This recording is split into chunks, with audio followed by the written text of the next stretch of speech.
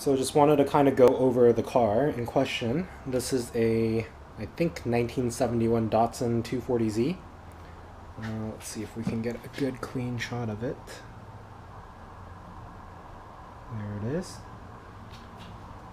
It's a stage 1 car, so everything's kind of been replaced and slightly upgraded, but nothing fancy. The only thing that sets this car apart is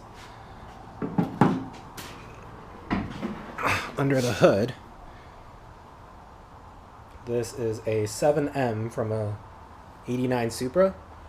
So it's twin cam with a turbo on the end right there. And it goes pretty quick. Right now it's making a bunch of popping noises whenever you go over bumps. I just got these new tires put on too, which are BF Goodrich Rivals, and they're really sticky, so they kind of amplify all the popping that goes on. So I just wanted to go over the suspension, upgrade everything, and get rid of all the popping and make it more drivable. So this car in question, if you look in the interior, it's pretty bare bones, but you know, just cheap no-name harness or seats with 5-point harnesses, roll bar, and that's pretty much it. So I really didn't want this to be staged, but I turned the camera into photo mode before I did all the recording, so I have about 20 pictures instead of 20 videos. So I'm just sorry, I wanted it to be legit, but this is going to be staged. Just wanted to go over how to get this all off. I could shoot the other side, but I want to shoot one side and then just tear the other side apart. So I've kind of put everything back. That way you can see how it all comes off. There's a retaining pin for your brake line that you need to pop out with a flathead screwdriver and a hammer. It just flies out. There are two 17mm bolts holding the caliper onto the rotor, and there's the second one. After you do that, you can just work the caliper off. Then you take the hubcap off, and you got yourself a cotter pin. You got to undo the folds. I've obviously taken this one off already, so the folds are undone. You can use needle nose, grab it, pull it. I like to get it until you can get a screwdriver, and then you can just insert the screwdriver, hold it, and then knock it forward. And then you have your cotter pin out. Once your cotter pin is out, you have your hub retaining nut. That one actually is pretty much that loose. It holds your brake caliper and your hub onto your spindle, so it can't be too tight or it'll stress the bearing. So it's fairly loose. Just spin that off of there. It is a 24mm socket. Once you do that, you have your retaining washer and your bearing and your bearing housing and all that, and once you do that, the rotor actually just comes right off along with the hub, and then you're left with that. You'll usually have a plate there, a dust shield, but when I installed these bigger calipers, I didn't want to trim it, and mine was kind of bent to hell, so I just took it off. I replaced the nuts so that there aren't any holes there to start rusting and whatnot. So from here we got to take off the steering arm, tie rod, the lower control arm, the tension arm, and then get rid of this brake line, because right now I thought this would be open. It is on my new Strut, but I guess the old ones are closed, so these are going to have to be separated, or I might just cut that. That's not a big deal. Cut that, and then we'll drop the strut and start on the installation of the new stuff. So there we go. Alright, so I'm going to take the caliper off.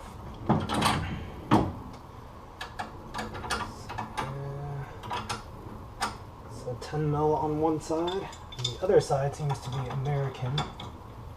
It's an aftermarket braided line, so that doesn't surprise me all that much.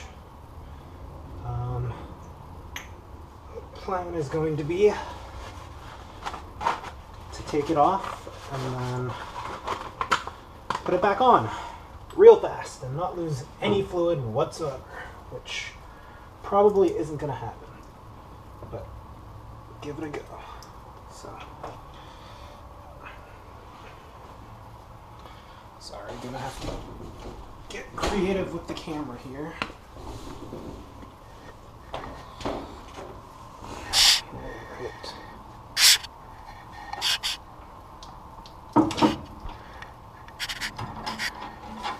It's loose.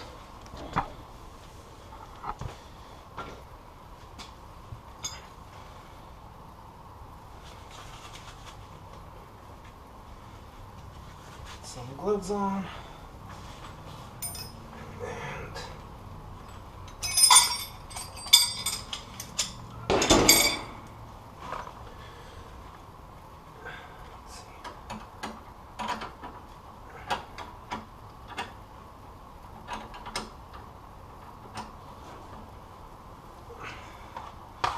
That's pretty much going to fall, so I'm going to support that.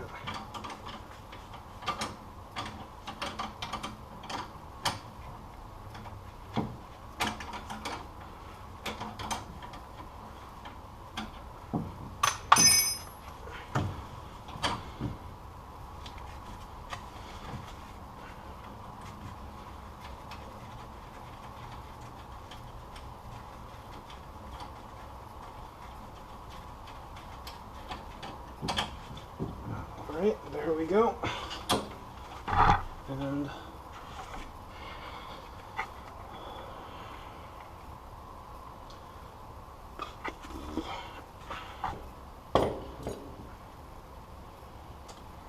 nope, that's gonna leak.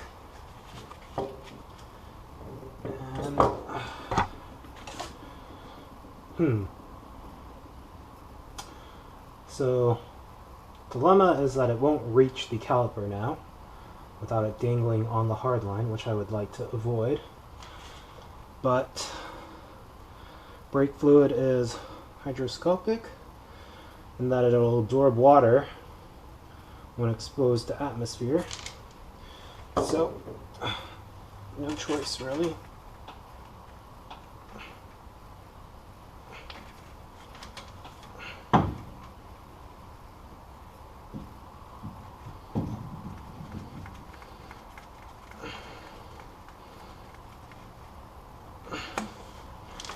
Just going to have to do that, and then hang the caliper on something that can support its weight.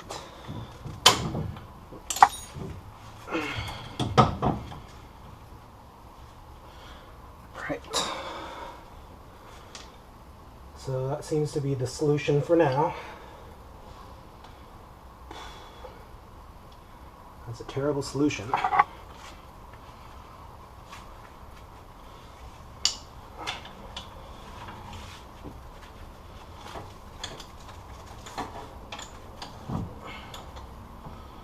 Throw a bungee cable around that, but that is ready to come out at any time.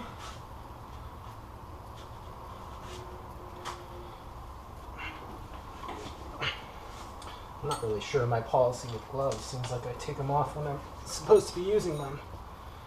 But whatever's comfortable, I guess. So here's a cotter pin. This one goes horizontal since you can't fold it over top to bottom.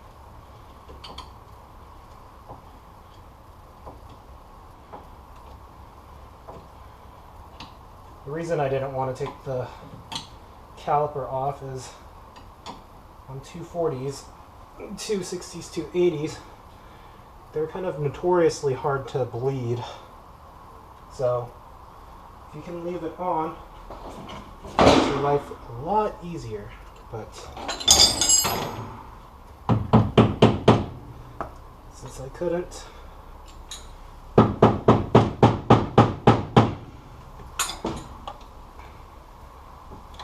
big loss. So, like I said, work your way in, and then just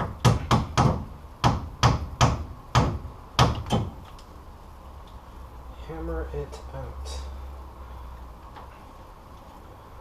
It's hard to get a good angle with the camera in the way.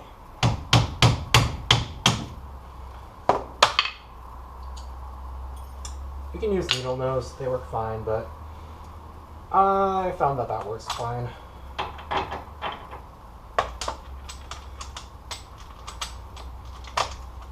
So I would say that looks like a 17 as well.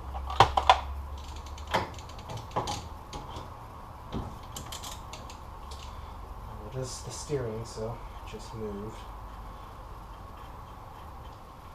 As long as I don't take the arms off, though, that should still come back to center once I'm done.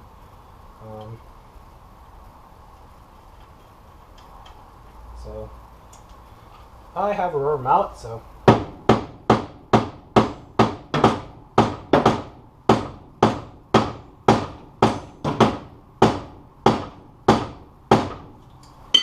I can bash that and it doesn't hurt it, but in the case it doesn't want to relieve itself, you can use a pickle fork. So you can use a pickle fork, but this is a ball joint separator tool, which kind of focuses just on the knuckle.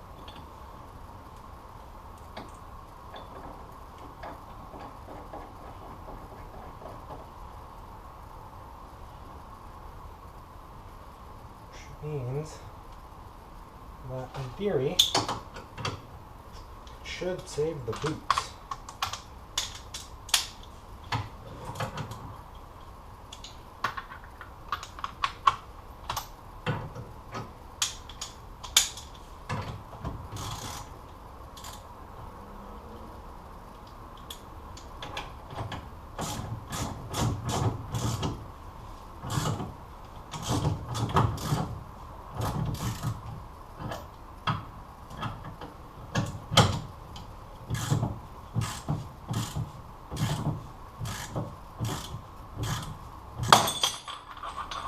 There it goes.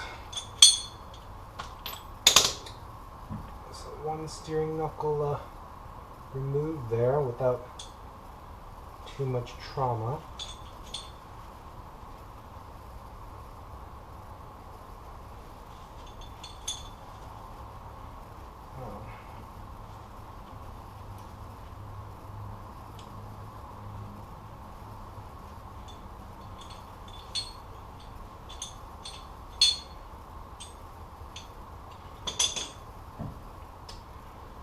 The steering boot out of the way.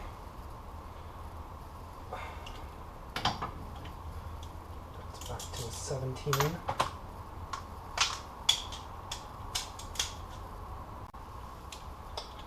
Now onto the steering knuckle. I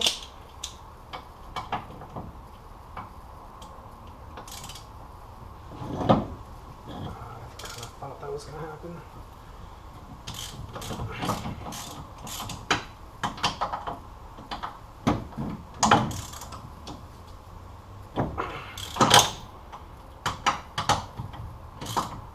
So note to self, keep the steering arm in place to help you take that one out.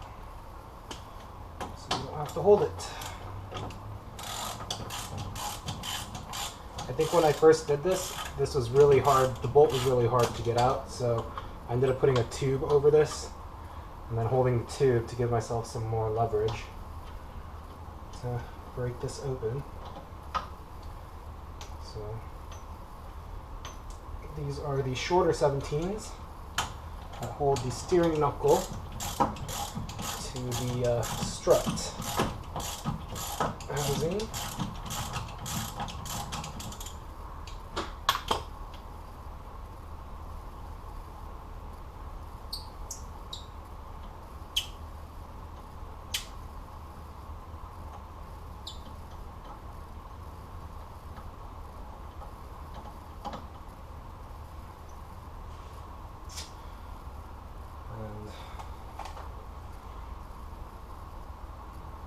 Then we have our tension arm, which that looks like a 14.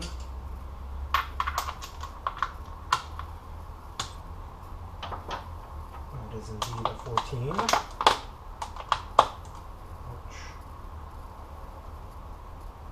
I think it's going to be hard to get through. It just threads through. So that's going to need a wrench. So once those 2 bolts on the bottom are out, you can step on the steering knuckle, like so, and pull up on the strut, and as long as you don't have factory springs, or you have a little bit of compression you can just pop it off. And so right now, this is only held on by the top 3 bolts on the strut. So I'll pop that off, get it out of the way, then I'll be able to use a socket on the tension arm bolts. So 14mm bolts. Off the loosey.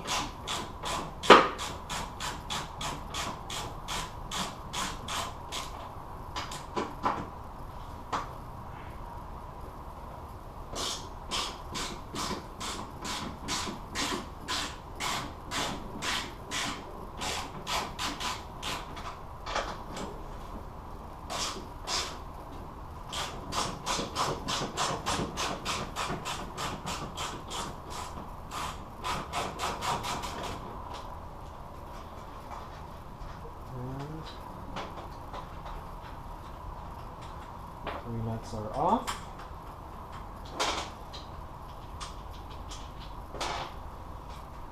I like to keep the third one on loosely, and then everything a nice tap with the rubber mallet there, just to kind of get them going on their way. And voila, strut is out. And we'll work on getting the rest of it out and hopefully get those new pieces in soon. So next you loosen the tension arms. And these are 14mm. And they're under tension, so you gotta be mindful of that. I like to get everything else loose before I let those go. On this car it has upgraded tension arm bushings, which are spherical, so it should be a little easier. This is an energy suspension end link, so it's probably American, hence the crescent wrench. The bottom seems to fit 14, so just going with that for as long as it's gonna let me.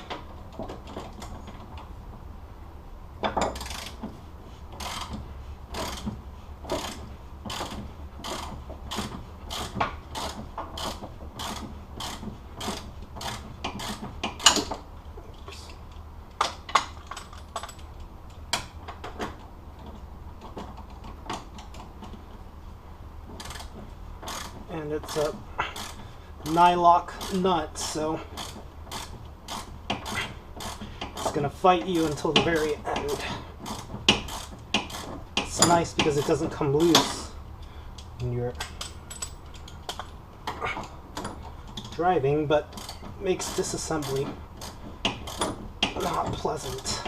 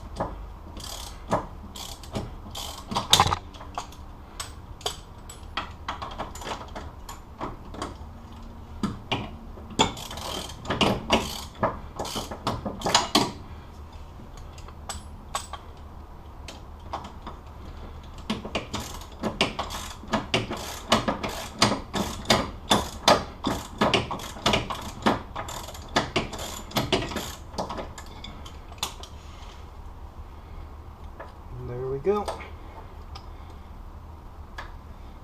That's out.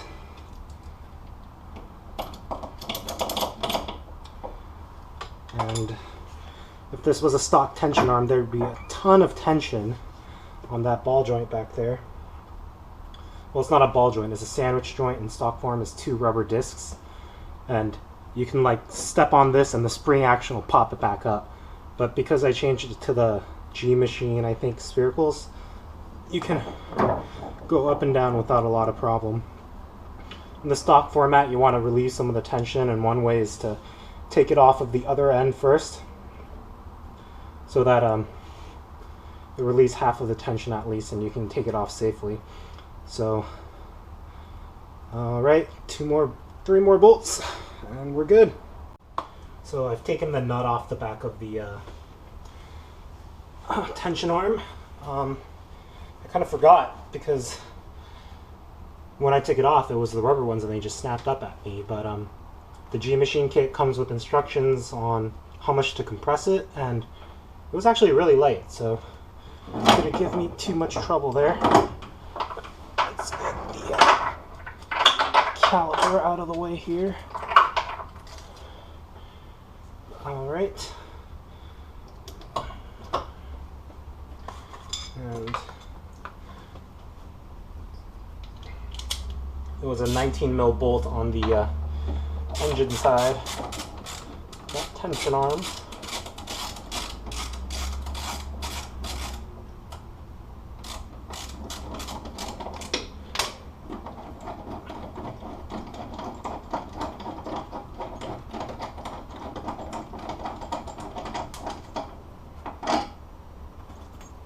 And apparently it's a nut on the bottom of this, which I hadn't realized. So make sure you hold on to that when you do it on your car. There we go. And with nuts, just always thread them back onto the bolt. That way you'll never misplace them. And that's out.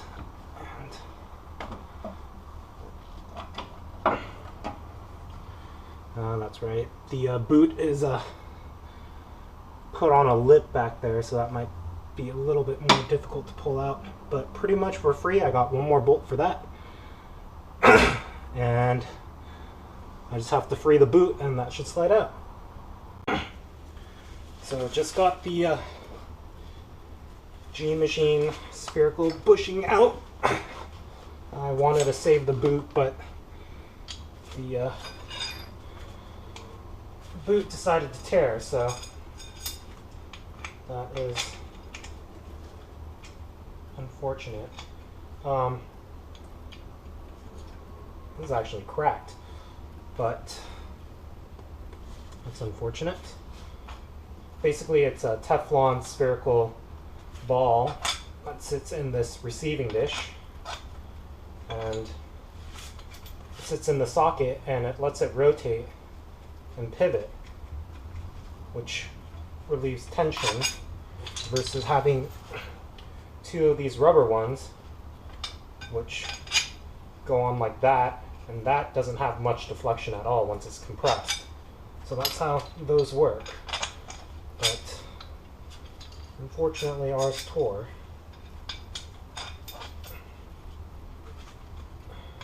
So, and this is actually pretty far cracked, so I wonder if other people have noticed that. That's out. Alright, the control arm is 219s.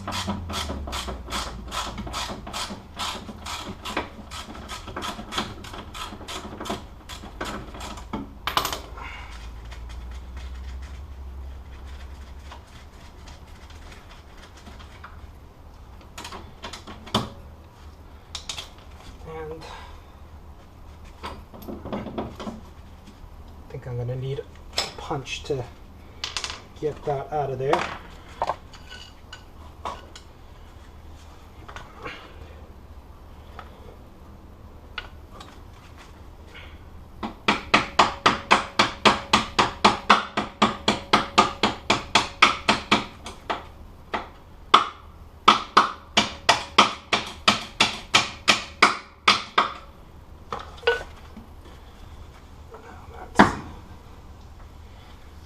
So I definitely put that in the wrong way. I think I put the suspension arm on before I did the steering.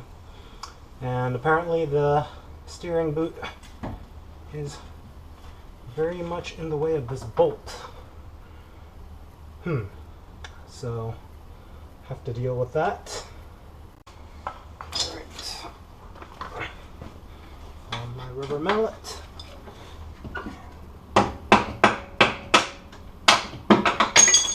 There we go. Control arm is out. Ready for a new.